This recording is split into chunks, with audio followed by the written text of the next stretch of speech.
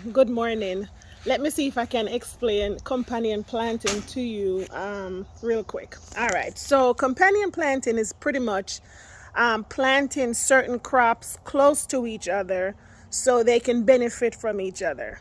Like we plant flowers close to certain crops because we want the bees to go to the flower so it can pollinate the plant. Like, for example, if you have a lemon tree and you know that when the lemon tree blossoms, you need the bees to pollinate the blossoms, you will plant flowers close to it. So when the bees come to the flowers, they also smell the flowers on the blossoms and they'll go to the blossoms and go from one blossom to the next one and they'll pollinate those blossoms, and that's how you get the actual lemon to grow, if that makes sense.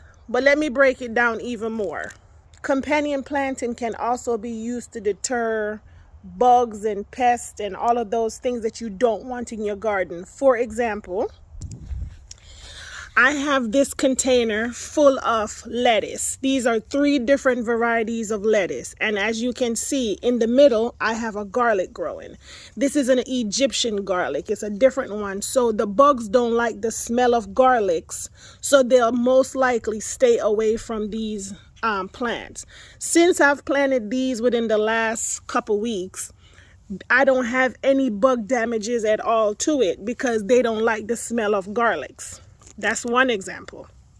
Another example is marigold. I've kept marigolds close to my garden beds because I realized that this side was being eaten by slugs or whatever.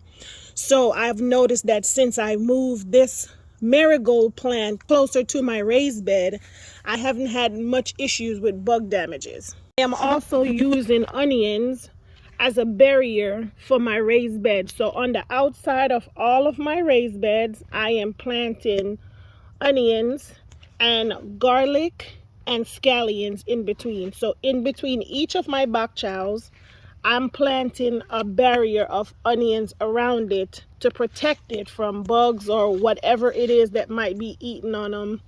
Even though they're covered up, it's not 100% proof that bugs won't get to them. But companion planting helps in different ways.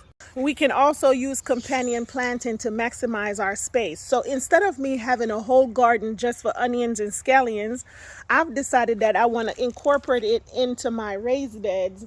This way I can still grow my bok chow, my cabbage, my collard greens, and my cauliflower and my broccoli. And I can also grow onions and scallions and garlics in between each rows, if that makes sense. Hopefully this explains it. As the season go on, I will make more videos and show the different ways that we can do companion planting.